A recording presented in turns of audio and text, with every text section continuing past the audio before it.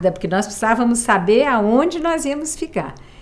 E dos Gavião, eu creio que a gente foi para o Cinta Larga, eu não me lembro bem a ordem dos fatores. Nós fomos ao Roosevelt, que é onde há toda essa exploração de diamante hoje em dia, uns índios lindos, maravilhosos, ainda todos sem roupa e interessantíssimos, com aqueles colares de Tucumã e o rio, que deve estar uma coisa terrível hoje, depois dessa mineração. Era uma água límpida, um azul claro, incrível. Lá já não tinha as ocas, já tinha estrutura de posto e tal. De lá nós fomos à Serra Morena, Cinta Larga Mam, que é onde houve o massacre do Cinta Larga de 63, que a Carmen, cuja história assim, a Carmen conta em todos os livros dela, e uma denúncia que foi feita em 68, o massacre do Cinta Larga, 67, 68, foi por causa dessa denúncia que as terras do Aripuanã, o Parque Indígena do Aripuanã acabou sendo criado, mas nós estávamos indo naquele lugar sombrio, carregado de sangue, onde tinham jogado napalm e bombas em cima do Cinta Larga, as mulheres, enfim, aqueles horrores que nem vale a pena falar. E alguns dos massacradores e seringalistas tinham o mesmo sobrenome que a Carmen. Era muito engraçado, porque era uma turma lá de Mato Grosso, que um era Arruda, o outro era Junqueira. E depois o Rinaldo Arruda, com quem nós trabalhamos muito, que fizemos muitas viagens com ele, também estava envolvido. Eu acho que a Carmen, naquele momento, resolveu lavar a honra da família. Mas foi uma paixão à primeira vista pelo Cinta Larga dela, né? Ela recebeu, assim, de uma janelinha, isso, nunca esqueço essa cena, uma mulher que pôs no pescoço dela um daqueles colares que são joias, são verdadeiros brilhantes de Tucumã. São colares tão exíguos, que a cabeça delas era tão pequenininha, que muitos deles não passam pela nossa cabeça. E eu acho que isso aí selou o acordo da Carmen com eles. Eu recebi esse colar da Carmen, ele está comigo. Ganhei, eu acho um presente também, assim, que é quase que uma aliança de casamento. A Carmen tem um colar de casamento dos Camaiurá, que é uma beleza, um colar com unhas de onça, que é maravilhoso, que ela ganhou de um pretendente, de um esposo, e de vez em quando ela usa esse colar. Mas, enfim, lá foi esse colar que ela ganhou, que eu acho que é uma coisa assim, a gente não tinha ideia do mundo em que nós estávamos nos enfiando, né? Do mundo de tragédia, que eu acho que nunca acabou, mas que naquele momento era muito recente. Havia esse massacre do Cinta Larga, em 72, os Cinta Larga do Roosevelt, que estavam sendo invadidos por garimpos que matavam as pessoas, que não entendiam nada dos índios, era o pior aprendizado da sociedade brasileira. E aí eles mataram 2 funcionários da FUNAI muito jovens. Então a Carmen também tinha todo esse panorama de fundo do Roosevelt, essas mortes. Bem mais adiante eu ouvi um relato de um índio Arara, que é fantástico, um líder, Pedro Arara, cuja mãe estava presente nesse episódio do Roosevelt. Ela era a cozinheira da FUNAI. Então, mas a gente ouvia muito, a Carmen e eu, esses relatos. A Poena nos contava, porque foram 2 grandes amigos dele que foram mortos, mas isso não... eu acho que durante um tempo talvez tenha afetado o amor deles pelo Cinta Larga, mas ele era apaixonado também pelo Cinta Larga, tanto que ele morreu pelo Cinta Larga. Ele foi assassinado tentando resolver a exploração de diamantes em 2004, lá no Cinta Larga. Mas, enfim... Lá de Serra Morena, eu acho que a Carmen decidiu. E já tinha uma coisa sombria, porque na hora que a gente foi descer em Serra Morena, fechou o tempo. Lá, de repente, em Rondônia, em Mato Grosso, as nuvens tomam o céu, e a gente não conseguia nem ir para trás, nem para frente, a gente achou que ia morrer por lá. Lá caía muito avião. No Roosevelt tinha um avião caído um pouco mais adiante, acho que não nesse ano. Não foi nessa época em que morreu um dos chefes de posto, o seu Brígido, que era muito antigo lá, que tinha feito contato com os índios também. Mas a Carmen, nada disso amedrontou a Carmen. De lá de Serra Morena, nós passamos pelo Suruí. Aí foi a minha vez de olhar aquelas malocas, a aldeia, resolver ficar lá. Então essa foi a tese que eu fiz com a Carmen, com o maior senso de responsabilidade, porque eu fiquei no Suruí, no 7 de setembro, e ela ficou lá em Serra Morena, isso no ano seguinte, em 79. Então, de vez em quando a gente se falava pelo rádio, e eu tinha que dar conta do que eu estava fazendo por lá. Bem, essas viagens todas, nós fizemos, a Carmen e eu, 7 viagens junto ao Aripuanã nesse período, até 83. Depois eu fui algumas vezes com ela, muitas vezes. Mas essas foram as mais emocionantes, como contato com a vida indígena, com essa vida que não era intocada, porque justamente era cheia de tragédias, mas eles viviam muito de acordo com o que eles tinham feito, do que era o costume deles no mato. E a primeira viagem da Carmen revelou uma coragem surpreendente, porque como eles tinham essa insegurança com os garimpeiros, com a FUNAI, qualquer coisa, qualquer pequeno episódio podia eclodir em mortes. E ela ainda não era, nos primeiros dias, a pessoa amada que ela se tornou para o Cintalarga e para os outros índios, como ela se tornou para os Camaiurá. Então houve um quiprocó lá do chefe de posto com doação de presentes, que era o costume, né, nessa época. Isso é um assunto super controvertido no indigenismo e entre os antropólogos, mas enfim, o hábito era a gente ir e dar presentes. Durante muito tempo a gente recebia muito dos índios e entrava no sistema de reciprocidade, né, essa coisa do Marcel Moça e tal. E quase que os índios mataram o chefe de posto, e eu acho que a atuação da Carmen foi central para impedir uma tragédia. Eu tive o privilégio de ler todos os diários da Carmen, desde os xinguanos, de 65 a 70, até todos os diários nossos lá do Aripuanã. E ela sempre faz diários, sempre acabo lendo. Então, há uns 5, 6 anos, eu consegui digitar os diários que estavam todos à mão. E eu acho assim que esses diários de Mato Grosso, Aripuanã, não de Mato Grosso lá do Xingu, são fantásticos, porque ela transmite toda a dramaticidade, o que os índios são, o encanto que eles são, a gentileza, como ela foi recebida, como ficou fazendo parte, como era, né, era quase uma deusa, essas coisas que a gente recusa quando faz pesquisa, mas ela salvou um índio que levou uma facada. Só esse episódio merece um livro. Um índio que...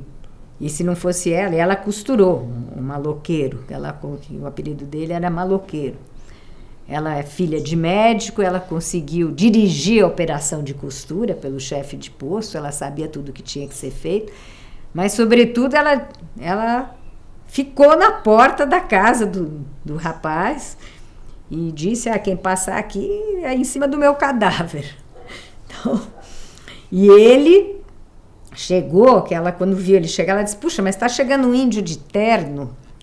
E era um índio ensanguentado e coberto de barro e sangue, que conseguiu escapar das facadas e ficou na casa de posto da FUNAI. E aí a FUNAI veio para buscá-lo, mas ele acabou não querendo ir embora. Aí ela teve um papel muito importante para manter a paz. E, ao mesmo tempo, nesses diários todos, a gente vê como se constitui uma pesquisa, né? Que é em que condições, porque aquilo era realmente assim, uma terra longínqua, né? O Diário dos Camaiurá, também você vê muito como se constitui a pesquisa, sobretudo o lado de pesquisa mesmo, né? Como vai falando do parentesco, dos casamentos, da roça. Ela fala muito de comida nos Camaiurá, como ela levantava às 4 da manhã para tomar banho frio naquela lagoa de Pavu, e a fome que passava de noite, o frio, mas ela é muito mais discreta nos diários Camaiurá que nos do Aripuanã. Eu tenho a impressão que ela tinha medo que as pessoas pudessem ler o diário. Então, às vezes, ele é muito cifrado, enquanto que o do Aripuanã é um diário mais espontâneo. Ela fala de tudo, fala, enfim, até das cantadas que ela levava, ou das coisas erradas da FUNAI. Ela não tem tantas peias na língua. Eu acho que é um diário que, sendo editado, deveria ser publicado, mesmo o dos Camaiurá, porque ele tem intuições sobre o mundo indígena que são fantásticas.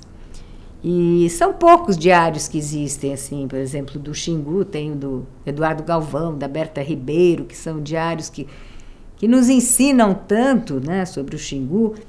E deve haver muito mais material, né? Muitos antropólogos devem ter diários que não foram publicados, mas eu acho que esses, nessa época, e também falando fala muito do Orlando, da política xinguana, que a gente passou a admirar tanto, né? As figuras deles são figuras únicas na história do Brasil. Quando a gente vê assim, hoje esse desrespeito por terras e pela forma de ser indígena, e o papel deles cresce tanto, de pensar que nessa época ninguém falava em diversidade cultural, em o direito à língua, né, a ter a vida tradicional.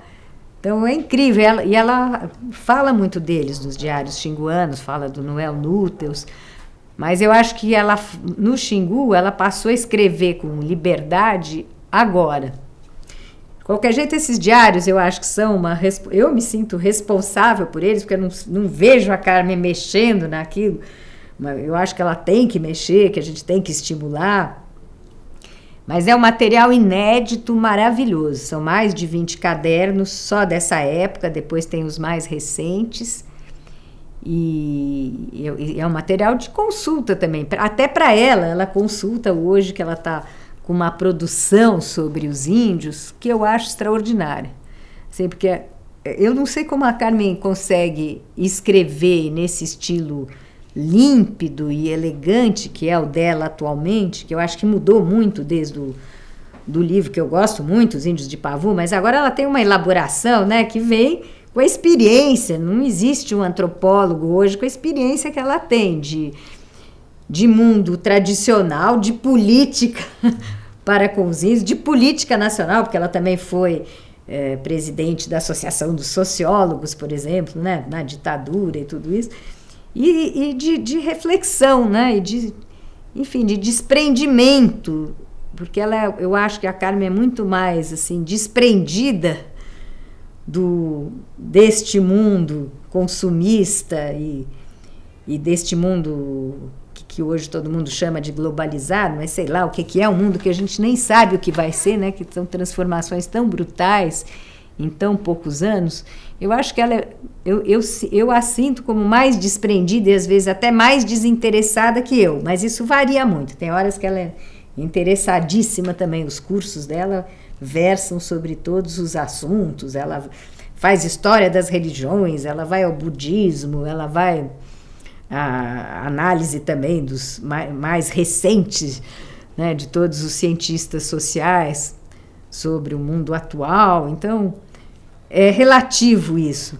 Mas eu acho que esse desprendimento fez com que ela mergulhasse no que ela estudou, como se fosse o único mundo que a ela importa. Hoje, sobretudo, os Camaiurá, porque no Cinta Larga a gente acabou sendo obrigada a se afastar. Ficou um mundo tão violento, e depois também nós não tínhamos mais uma forma de fazer pesquisa. Houve tanta tragédia que nós ainda não tivemos muita coragem de voltar ao Cinta Larga. Eu voltei ao Suruí e até tenho encontrado algum Cinta Larga, mas ela se distanciou. Eu acho que seria interessante, mas seria doloroso também para ela. Agora, esses escritos mais recentes da Carmen, eu acho, não só de uma profundidade inusitada, mas de uma coragem imensa. Primeiro, ela tem essa comparação, né? Porque ela teve lá em 64, então daqui a pouco são 50 anos de observação com as mesmas pessoas, porque, enfim, eu também fui com ela, eu só fui para o Xingu em 2003, fui 3 vezes com a Carmen e com o Baruzzi, lá da Escola Paulista de Medicina. Então eu vi como ela é, eles querem que ela more lá, que ela case, que ela vive, ela é considerada mãe, ela tem um sistema de parentesco, os filhos, netos. Eu era um pouco considerada também como irmã dela, assim, também já tinha lá o meu lugar como esposa, ou como, enfim, o Manu, meu filho que trabalha com os índios, o Tacumã diz, esse é meu sobrinho, meu filho, sei lá, né? Então, é curioso, é uma coisa assim que é muito difícil você manter com um povo que cresceu muito, cuja população cresceu, cujas divisões aumentaram, e que é cheio de divisões, né? E ela continua amadíssima, tanto que ela tem a tatuagem de Nuitu, de grande chefa, e ela usa esta prerrogativa, porque a Nuitu não pode sair muito de casa. Então, hoje em dia, ela não faz o que ela fazia mais, esse negócio de banho às 4 da manhã, não. Hoje em dia, é tudo muito calmo. Nessas 3 viagens que eu fui, em que eu a acompanhei, já existia banheiro também na aldeia, porque houve um Quarupi na aldeia. O que eu fui foi o do Roberto Marinho, a Carmen foi no do Orlando Vilas Boas, mas eram muito poucos Quarupis para pessoas, para não índios, né, para pessoas de fora. Mas, enfim, hoje em dia ela fica lá e ela dá as ordens, ela fica olhando lá pela porta, fica na rede, fica conversando com os índios e anotando, mas ela, enfim, ela tá lá mandando e atenta a tudo. Então, essa comparação que ela faz das 2 épocas e o que mudou, e o que está mudando, e o que pode mudar, eu acho assim que é fascinante. E que são mudanças muito mais lentas que no caso do Aripuanã, assim, o que eu posso observar, por exemplo, se eu for falar o que mudou lá nos povos que eu conheço mais, a mudança é tão brusca, né? que é mais difícil falar da permanência, e ela vê isso. Essa vez que nós fomos, a gente fez um elenco dos bens, dos novos bens e dos antigos, foi muito interessante. E um desses artigos que ela escreveu, ela mostra que o âmago da vida indígena continua o mesmo, as formas políticas, as formas de casamento, os interesses deles. São artigos fascinantes e que estão aí ao alcance de todos, porque hoje está tudo digitalizado. Alguns saíram na revista Estudos Avançados, que está sempre online, foi uma grande surpresa para nós. Ela deu uma entrevista nessa revista, eu a acompanhei também, mas eu falei pouco sobre a questão da mulher no mundo indígena, que eu também acho que é assim, que ela tem observações que ninguém mais tem, e até de dentro, porque ela podia mesmo ter casado ou namorado, e se você vai lá nos Camaiurá, eles contam uma história como se de fato ela tivesse tido uma vida amorosa com os índios, que é uma fantasia deles, né? Eu que a conheço de perto sei que isso não é um fato verídico, mas poderia ser, tão bonito é. Né? E tanto ela conhece as formas de sentir. Aí ela passou também nesses últimos anos, né? Porque, enfim, nos Camaiurá, ela voltou para fazer uma avaliação, acho que em 94, com a Escola Paulista de Medicina, mas foram de 70 a 94, né, muitos anos de ausência, em que ela viu os índios aqui. Eu encontrei muitos Camaiurá e outros em casa dela, mas enfim, foi uma volta depois de muito tempo, e a vida era a continuação da que ela tinha antes, né? Então, é muito bonito. E aí, depois, nesses últimos 10 anos, ela voltou muitas vezes, e aí, já assim, com uma vontade, né, de não ter que dar resultado de pesquisa, de não ter, né, podia comer o tempo todo, e é o que ela mais faz também, fica brava quando alguém pega a comida dela. Levamos muita comida nessas viagens. Fomos uma vez pelo Culuene, que foi uma beleza, o barco quebrou, vimos as pegadas de onça, que isso aí eu sei ver, porque eu vi muito em Rondônia. Deu medo lá no... Fizemos viagens aventurosas, assim, mas aí então ela pode escrever qualquer coisa. Então eu acho que o que ela está escrevendo sobre o poder entre os índios e a pagelança, e esses, não sei se ela contou isso para vocês nessas entrevistas, né? É coragem dizer essas coisas, porque em geral tem tanta coisa que a gente precisa calar sobre o que vê, né? Pela intimidade que a gente tem e pelo que pode causar também de imagem no exterior. A gente acaba sendo cuidadosa, mas acaba tendo também que dizer o que acontece, né, no mundo indígena. Então, os embates entre os pajés, os casos de feitiçaria, como isso se dá, enfim, essa questão mesmo de saber o que é o sagrado, o que existe, o que não existe, né? E de ver cada pessoa lá como na sua história inteira e no seu papel e como essa política funciona. Ela está escrevendo que é uma maravilha e tem muito mais coisa para escrever. Um dos últimos livrinhos dela, que é um senhor livrão, um livrinho, mas é uma grande obra, que se chama Sexo e Desigualdade, né, evocando a Margaret Mead, é um livro primoroso, que tinha que estar traduzido em uma porção de línguas, que também está escrito que é uma gostosura, assim, parece uma obra de ficção, em que ela compara os Camaiurá e os Cintalarga, que são completamente diferentes. Então, mas aí quando ela abre a boca sobre isso, assim, é um fascínio. Ela deu uma aula na PUC, que eu não sei se você viu, que era sobre educação, que ela também comparava os Cintalarga e os Camaiurá. Eu até anotei muita coisa, porque acho que essa aula não foi gravada, ela não escreveu, mas as várias formas, né? Porque os Camaiurá são tão cuidadosos com as crianças e mimam e não deixam que nada aconteça com as crianças. A gente vê aquele monte de criancinha pequena lá brincando sozinhos e lutando ruca-ruca, que é uma gracinha, assim, com 2 anos já, os meninos e meninas. Mas eles são muito cuidados. E nos Camaiurá é aquela autonomia, independência, e eles têm que se virar por si próprios. E ela discute muito também essa ideia da educação indígena, né, que é muito mais pelo exemplo do que pela imposição de regras ou por uma escola formal, e que ela observou muito nos dois. E depois também as mulheres, como é o amor, como é a sexualidade. Isso aí ela está avançando muito, ela está com observações sobre o corpo. Aí tem um outro trabalho dela, que eu acho que ainda não foi publicado, que é também uma descoberta do que os índios fazem com o corpo e com o amor, o que pode, o que não pode, cheio de segredos lá que a gente ouve e não escreve, que é uma maravilha.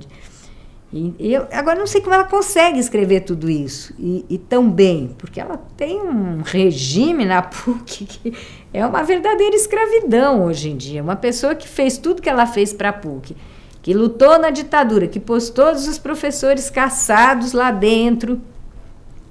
Então criou um grupo intelectual. Nessa época em que eu fiz a PUC, a pós-graduação lá, o doutorado, era uma coisa maravilhosa, era um dos centros mais importantes do país, porque todos tinham sido expulsos da USP, né? Depois é que a USP renasceu, mas ainda acho que está sofrendo as consequências desse massacre da ditadura em cima da universidade, né? E hoje essa compulsão a regras, a horários e a teses rápidas, eu acho que massacra a produção intelectual. Eu não sei se isso foi uma das grandes lições que eu aprendi com a Carmen, que é essa história de ir para o mundo indígena e deixar o tempo ser elástico. Você pode ficar sem fazer nada, né? Uma das palavras que eles gostam tanto de usar, ai que preguiça, e há muitos termos para preguiça, né? Bom, isso já é clássico, no Macunaíma, no Darcy Ribeiro, mas é engraçado quando você vê ao vivo, que você pode ter horas de descanso, de lazer.